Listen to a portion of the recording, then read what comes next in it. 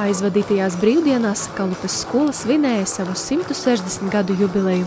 Pasākuma svinīgā daļa iesākās ar Kalupes skolas karoga ienešanu, uz kura simboliski attēlots gudrības un vieduma simbols pūce.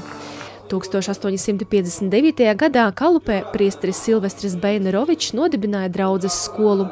Skolu palīdzēja uzturēt Ārendoles un Kalupes muižas grāvs Staņislavs un grāfiene Marija Plātere Zīberga. Laikā no 1958. līdz 59. gadam noritēja jaunās skolas būvniecība. 1962. gadā jaunus celtās skolas un pedagoģiskā kolektīvu vadību uzsāka direktors Jāzeps Vucāns. Kalupes pamatskolas absolvents un grāmatas Skola Kalupē autors, asociētais profesors un Latgales pētniecības institūta direktors Henriks Soms stāsta, ka tieši pirms 160 gadiem Kalupē tika likti organizētās izglītības pamati. Pirms 160 gadiem Kalupē radās to, ko mēs saucam par organizētu izglītību. Šodien es izpratnē, tas būtu vienkārši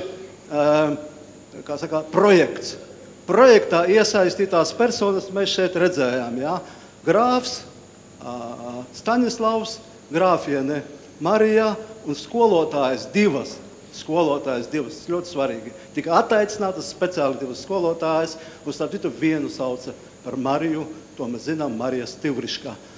Tātad 3 cilvēku projekts. Mums jāsaprot šīs izglītības tātad tālējošās sekas.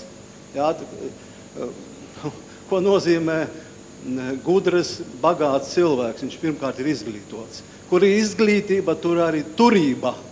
Un mēs redzam, ka Kalupē, sākot šo agro mācību, jā, pirms 160 gadiem, jā, parādās tas, ka Kalupē rodas jaunas biedrības, tur, jā, atturībnieku, lauksaimniecības biedrība pirmā vispār visā Latgalē. Tātad zemnieki iegūst izglītību, viņi prot labāk saimniekot. Zemnieku saimniecības kļūst bagātākas, zemnieki maksā lielākus nodokļus. Kalupes pagasts kļūst par vienu no bagātākajiem visā apriņķī. 50. gadu beigas un 60. gadu sākums. Skolēni raksta ar tinti, saudzē grāmatas un burtnīcas. Ir grūtības ar apģērbu un apaviem, bet liela ir vēlēšanās mācīties. Jā, grūti bija, ar autobusu mūsu skolu neveda. Mēs gājām ar savām kājiņām, tāpēc, ka autobuss kā tāds vispār nekursēja. Tālāk elektrības mājās nebija. Ar kabatas bateriju lasījām grāmatas, mācījāmies, bet toties mēs visi bijām, kā lai pasaka, cerību pilni, ka mēs ejam pretī kaut kam lielam un skaistam. Mūsu baltās krāziņas un aproces manžetītes spīdēja, skaistas, baltas, izmazgātas, piešūtas. Mūsu zilās kleitiņas, kurai jauna, kurai no māsas, kurai no mammas kleitas pāršūta. Pusdienās līdzi, ko mēs ņēmām? Melno maizīti ar sviestiņu, viens otrs pankūku ietītu papīriņā. Varbūt tās bija grūtības. Rakstījām ar koka pildspalvām un ar spalvu zvaigznīta nokožot un nograužot spalvas kātus, kuram bija tā vairāk. Klekši lidoja uz mūsu burtnīcām, kurās iekrita asariņas arī. Bet tas bija skaists laiks. Skolotājs Lazdovskis mūs mācīja spēlēt, dziedāt, mandolīnas, gitāras, puikas pūta tauris. Skolotāja Plotka mūsu konkursos aicināja piedalīties Raiņa 100-gadē. Skolotājs Šmaukstele. Mēs šūstījām. Mēs pat uz Rīgu bijām televīzijā aizbraukušas. Mūs rādīja visai Latvijai. Mans paps gāja uz Kalupi skatīties, jo nebija mājās elektrības. 60. gadi iezvanīja jaunas atmiņas skolas vēsturē. Valstī tajā laikā valdīja stabila politiskā situācija, ticība sociālajām idejām, attīstījās kolhozi, ģimenēs valdīja miers, bet skolā cieņa un bijība pret skolotāju. 70. gadi grūts, nabadzīgs, bet romantiskām stīgām caurvīts laiks. Skola bija liela, skolēnu daudz. Mācības notika 2 plūsmās.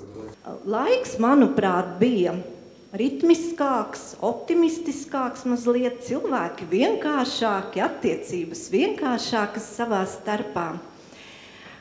Šim laikam noteikti piestāv vārds disciplīna, jo, kā šodien atceros tās stundas, tos skolotājus, kuru stundās bija tāds klusums, ka varēja adatu nokrītam dzirdēt.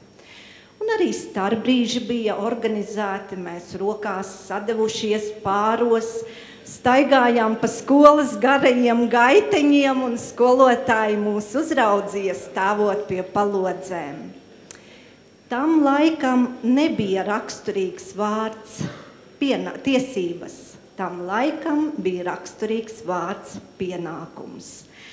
Un lūk, šī īpašība, manuprāt, pienākums vismaz manas paaudzes cilvēkiem ir ieaudzināta līdz kaulam. 80. gadi ir nozīmīgs posms izglītībā, kas aptver stagnācijas gadu ziedu laiku, pārējas perioda neaptveramo virzību pretī brīvībai. Tas ir īpašs laiks, kurā visa sabiedrība un arī skolas jaunieši formulēja savu attieksmi. Sakiet, lūdzu, kādus svētkus mēs svinējām novembrī? Latvijas dzimšanas dienu, mūsu valsts 100 Tā gan. Un atcerieties, arī visa mūsu skola bija sarkanā rotā.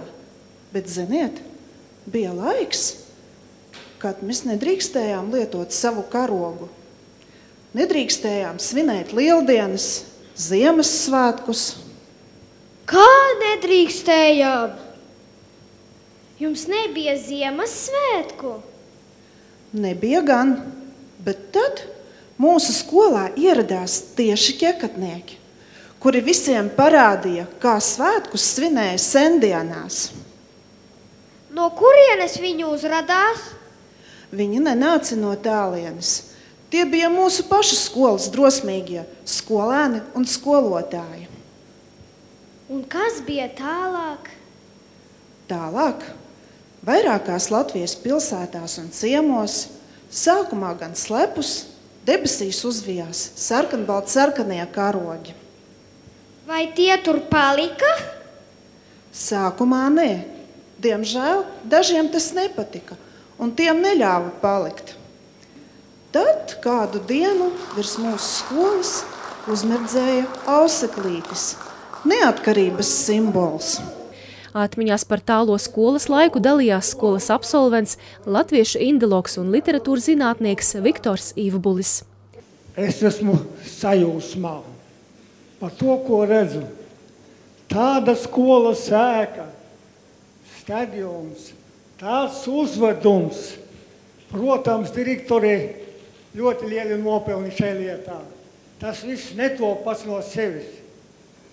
Es vienkārši jūtos kā no aizvēstures.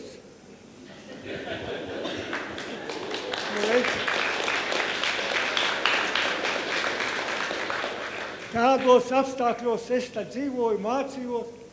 Es mācījos 45., 44., 46., 47. gadā. Nezinu, vai daudz. Uz skolu gāju basām kājām parasti. Nebija apavi, bet vispār basām kājām cilvēks staigāja. Arī pat tikko nopjautu rudzu lauku basām kājām. 7 kilometri turp, 7 apakaļ katru dienu.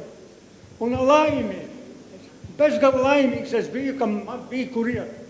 Skola bija tāds magnēts, ka tas tā vilka mani.